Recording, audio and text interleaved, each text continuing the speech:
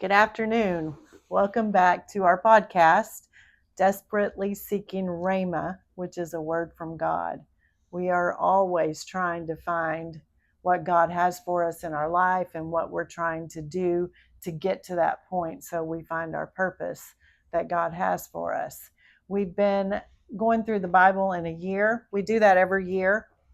And this year, yesterday, I'm a couple of days behind, but yesterday we were reading about the judge Jephthah, and we've always known him because of what happened with his daughter.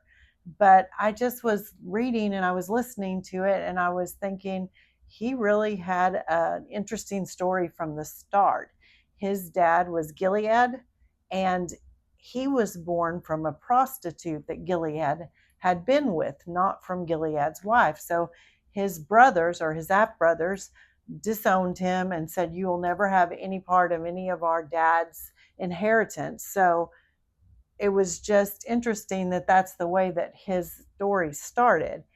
But then we get to the part where he becomes this mighty warrior for God, and they come back and they ask him about who, if he would come and serve as their emissary, basically, to the other kings, because they were going to war. They were trying to fight them. And he was like, why are you asking me that now? You just kicked me out of your family a couple of years ago, and now you're wanting me to go before you and fight for you. And so they made him a promise that he would be their judge or their ruler if he would fight for him. Anyway, just you should read the story.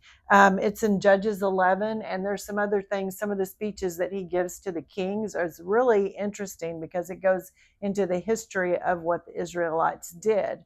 But the thing that we always know about Jephthah is the promise or the vow that he made to God. He told God, if you go before me and I win this battle against the Amalekites, and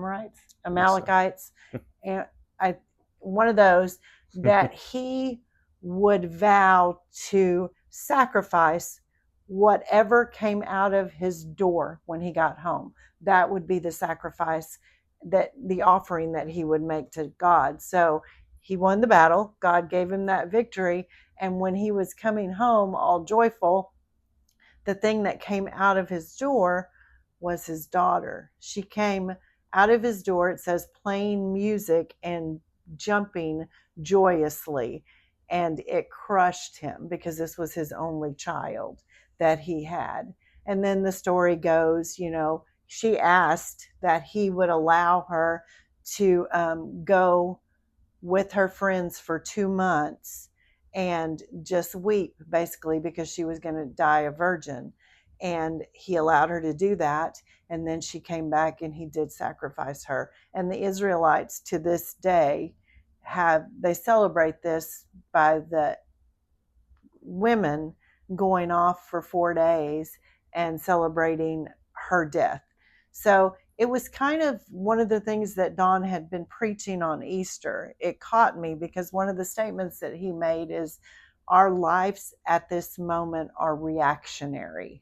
We are always reacting to what comes next instead of just being in that place where we allow God to go ahead and fight for us. We're reacting to the different things that are coming up with our children, with our grandchildren. We are crazy busy going to football games, to baseball games, to basketball games. We are running back and forth, and our life is full of reactionary choices. The next thing that comes up that we have to do, instead of just, I guess, being still and resting in the victories that God has given us, we're always looking at the things that we have to do next, the fires that we have to put out. And we kind of forget the victories that we have come through to get to this place where we are. So reactionary has been interesting, just looking into that, because what I strive to do is not to simply react to the things that come at me every day, whether that's like somebody else's anger or they cut me off in traffic or whatever. But it's interesting that there is something in our day, in America anyway, known as a reactionary movement. And really what that is in our day and age, we've come to this thing where we have no choice but to react because we're in this woke environment that's telling us what's wrong is right and what's right is wrong. And really in that sense, it's talking about reformation, political and religious reformation, which means a going back. So at face value in our society, that sounds like a bad idea. Hey, we've come so far, Mm-hmm. but we really haven't. We've fallen so far, and Right. so in that sense, yes, we're going to have to be reactionary to how our children are treated in schools, what they're taught, what we're going to stand for. That's going to be reactionary. But if we get out in front of it, maybe not so much. If we can get out in front of it and head things off because we're walking in obedience, and we've done this reform where we've gotten back to politically what this country's founded on, to religiously what the scriptures literally say, not what people are trying to twist them to make them say, and we're out in front of that, then we're living in walking by the Spirit, walking by faith. We're not reactionary because, oh, look how terrible things have gotten. I mean, they didn't get this way overnight. Probably not going to flip the other way overnight. We're going to have to make stands, and we're going to have to say, wait a minute. The Word of God literally says marriage is one man, one woman for life. Okay, that's the Bible. We can't go out there and say, well, what was the culture in that day, to try to make it fit our narrative. So we we don't write it down. God wrote it down. It's His word. We're going to follow that. We look at how our country came to be, man. People wanted to worship God, the God of the universe, the great I am. That's who they came to America to worship, and America's founded on. Not freedom of religion, freedom to worship God how we see fit is what it's founded on. So that reactionary or reformation is a good thing.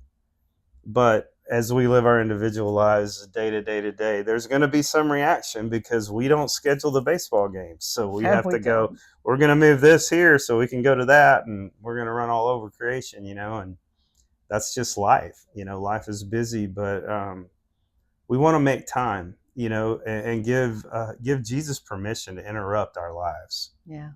It tells us in the Word of God that if my people who are called by my name would turn from their wicked ways.